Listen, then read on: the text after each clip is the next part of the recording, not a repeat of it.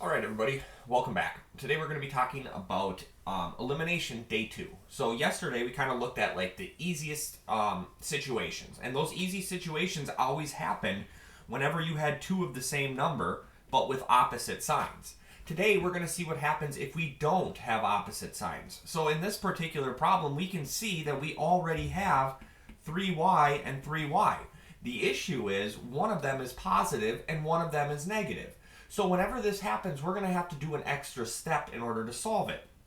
So what we're going to want to do is we're going to have to multiply one of these equations by a negative 1. So you get to pick which equation you multiply. I think I'm going to do the bottom one. So I'm going to multiply this equation by a negative 1.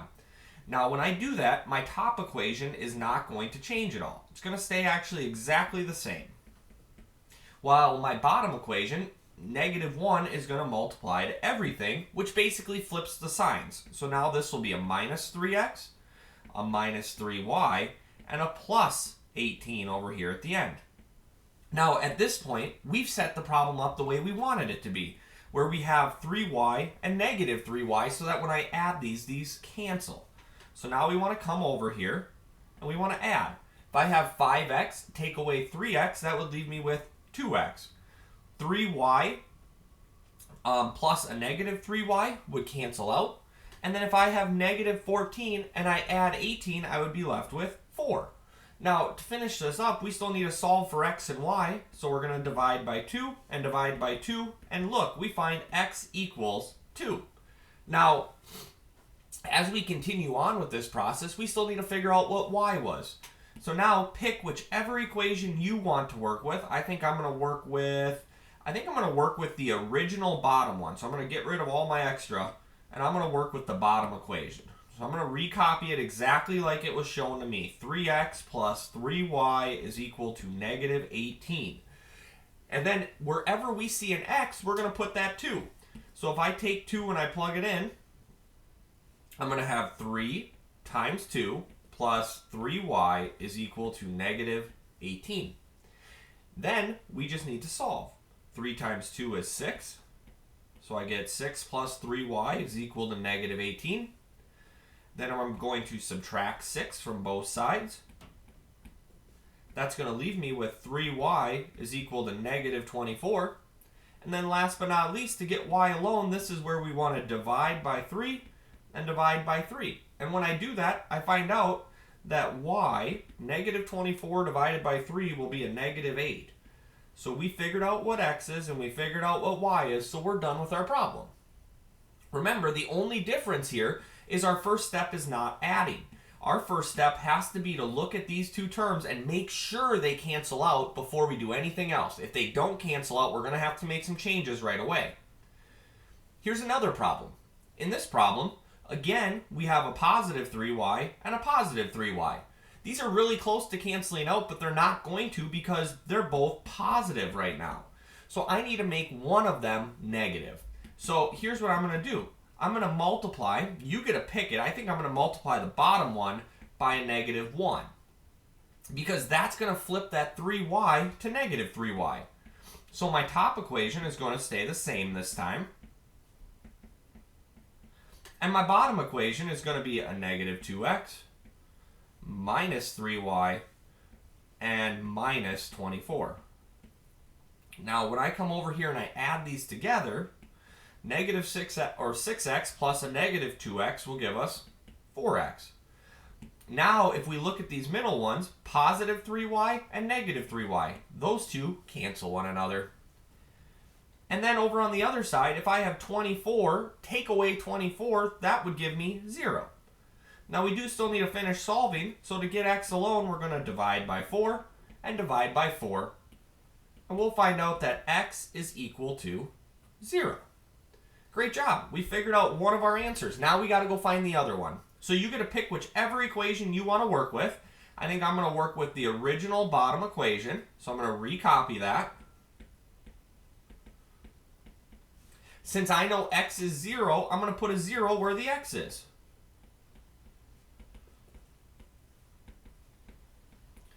Now, it's always fun when you get a 0 to plug in because 2 times 0 is just 0, And we don't need to write that at all because it's not going to change our problem. So I'm just going to be left with 3y is equal to 24. And then to finish solving, I'm just going to divide by 3 and divide by 3, and I find out y is equal to 8. So I got my two answers. I'm done. Great job. Let's look at problem number 3. So looking over here at problem number 3, in this one, notice how we have a positive 2x and a positive 2x. Those would cancel if one of those was negative. So I'm going to multiply. You get a pick. I think I'm going to multiply the top one by a negative 1. When I do that, I'm going to get a negative 2x minus 6y is equal to a negative 6. My bottom equation is going to stay the same here. So it's going to be a positive 2x plus 8y is equal to 10. Now, when we come over here and add these together, notice how we set it up so that the x terms cancel out because they were opposite numbers. Now, if I have negative 6y and I add 8y, that would leave me with 2y. And if I have negative 6 and I add 10, that would leave me with 4. So now we'll just divide by 2 and divide by 2, and we'll find out y is equal to 2. Now, let's go figure out what x equals. So, grab either one of your original equations. I think I'm going to grab the top one, because the numbers are a little smaller. 2x plus 6y is equal to 6. And since we know that y equals 2, wherever we see a y, we can put a 2. So I'm going to have 2x plus 6 times 2 is equal to 6. 6 times 2 gives us 12. So I get 2x plus 12 equals 6. Then we want to come over here and minus 12 from both sides because we're trying to get x alone. We'll be left with 2x is equal to 6. Take away 12 would be negative 6. And then to get rid of that 2, we just need to divide it off. So divide by 2 and divide by 2. And we'll be left with x equals negative 3. Just like that. Let's look at problem number 4. So, in problem number 4, we see something similar. Notice how my x terms were almost ready to cancel off, except one of them needs to be negative. So, in this one, I'm going to make the top one negative. Remember, you get to pick which one you make negative. You'll still get the same answer if you do this correctly. Now, the negative 1 needs to multiply to each of these. So, I'll get a negative 3x minus 4y is equal to a positive 1. My bottom equation didn't change at all, so I'm just going to recopy it. 3x plus 8y is equal to negative 5. Now, at this point, we want to add our two equations together. Negative 3x plus 3x would give me 0x, which means this whole column canceled off. Negative 4y plus 8y would be a positive 4y. And then 1 plus a negative 5 would give me negative 4. So to finish solving this, we need to come over here and divide by 4 and divide by 4, and I find out y is equal to a negative 1. Great. So let's keep going. Once I know that y is equal to a negative 1, I need to just pick one of the original equations. I think I'm going to pick the top one here. So 3x plus 4y is equal to negative 1. And anywhere we see a y, we're going to replace it with negative 1. So I'm going to have 3x plus 4. Remember, when I replace it, I put in parentheses. 4 times negative 1 is a negative 4. I'm trying to get x alone, so let's get rid of that 4. We're going to add 4 to both sides. That's going to leave me with 3x is equal to 3. And dividing by 3, I find out x is equal to 1. Nice job. Let's do one more together. Let's look at this last problem that I have here. Problem number 5.